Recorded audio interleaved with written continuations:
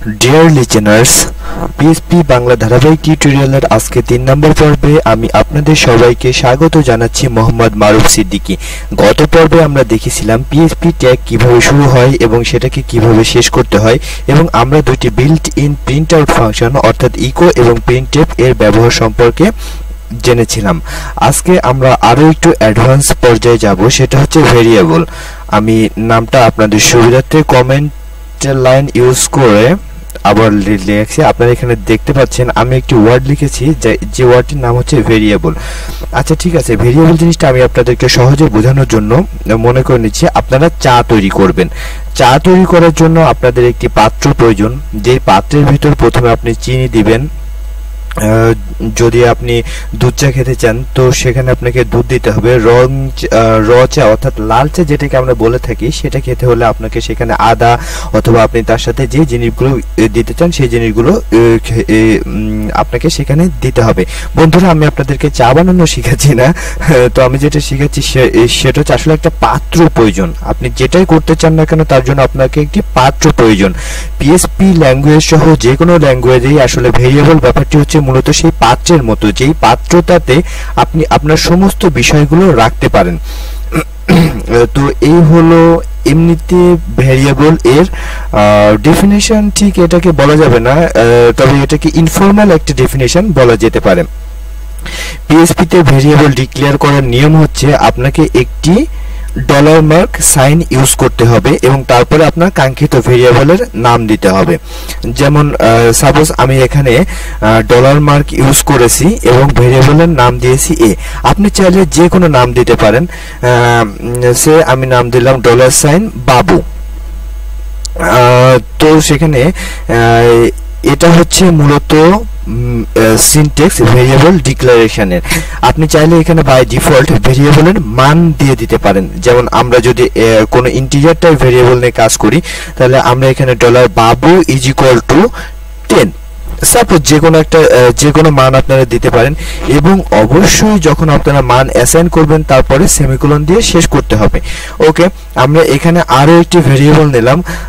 সেই ভেরিয়েবলের নাম কি দেওয়া যায় আপনারা ওকে ঠিক আছে, আমরা সে একটা দিলাম যে জাহান। তো জাহানের ভিতরে আমরা ভেরিয়েবল দিলাম 5। ওকে, দেন আমরা দুইটা ভেরিয়েবল ডিক্লেয়ার করেছি। একটা ভেরিয়েবল হচ্ছে বাবু এবং আরেকটা ভেরিয়েবল হচ্ছে জাহান। আমি আরো একবার আপনাদের সুবিধার জন্য পুরো বিষয়টা আরেকবার ব্রিফ করছি, আপনারা খুব ঠান্ডা মাথায় বিষয়টি দেখবেন।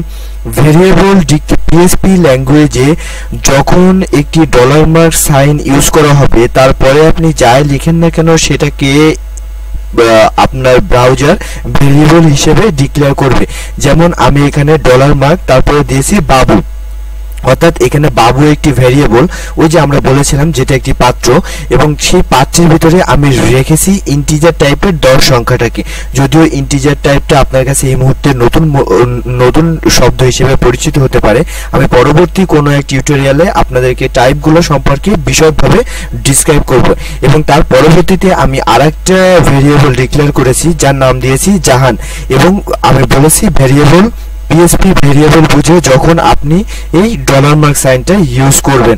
ওকে ঠিক আছে, এখন আমরা তো ভেরিয়েবল ডিক্লেয়ার করলাম, এখন আমরা এই ভেরিয়েবল নিয়ে কি কাজ করতে পারি। সে আমরা এখানে আরো একটি ভেরিয়েবল নিলাম। ভেরিয়েবল কি নামে নিতে পারি, সে আমি আমার নিজের নামে নিই, অথবা আপনারা মনে করতে পারেন যে এত বড় ভেরিয়েবল। ওকে ঠিক আছে, আমি খুবই ছোট্ট একটা ভেরিয়েবল এম নিলাম। আপনারা চাইলে যে কোনো নামের ভেরিয়েবল নিতে পারেন, তবে ভেরিয়েবলের ডিক্লারেশনের ক্ষেত্রে কিছু লিমিটেশন আছে। যেমন বিভিন্ন বিল্ট ইন ফাংশন নাম আছে, বিল্ট ইন কিওয়ার্ড আছে। আপনার এই ব্যাপারগুলো আসলে অ্যাভয়েড করে যাওয়াই বেটার। যদিও ডলার সাইন মার্ক ইউজ করলে কম্পিউটার সেটাকে অবশ্যই আপনাকে ভেরিয়েবল হিসেবে নিবে। সো আপনারা দেখেন, আমি এখানে আপনাদেরকে একটা মজার একটা জিনিস দেখাই। আমি এখানে দিলাম M is equal to dollar sign of Babu যোগ ডলার সাইন অফ জাহান।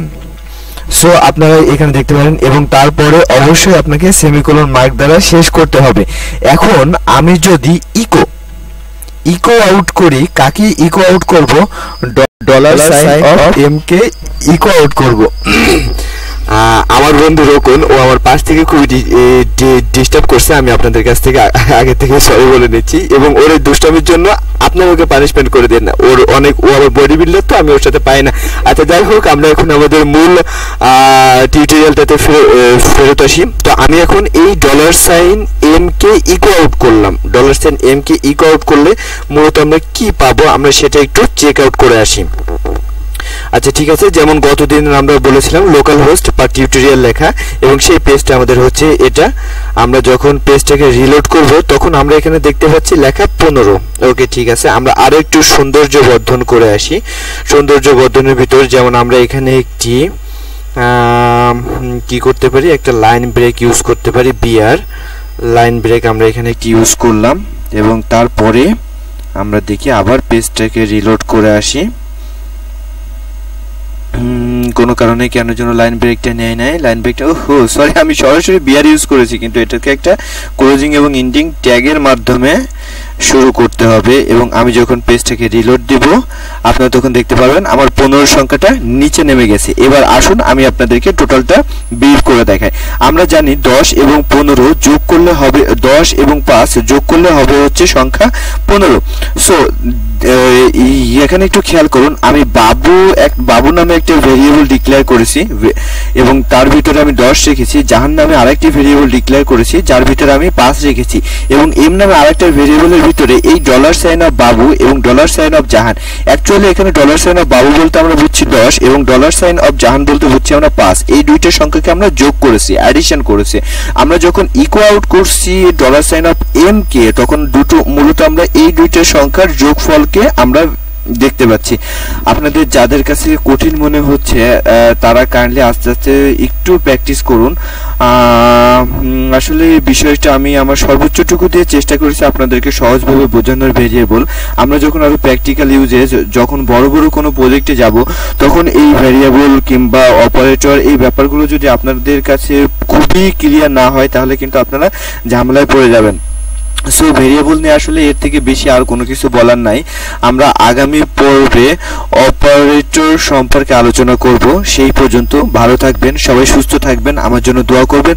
কোনো জায়গাতে যদি কোনো প্রকার কোনো সমস্যা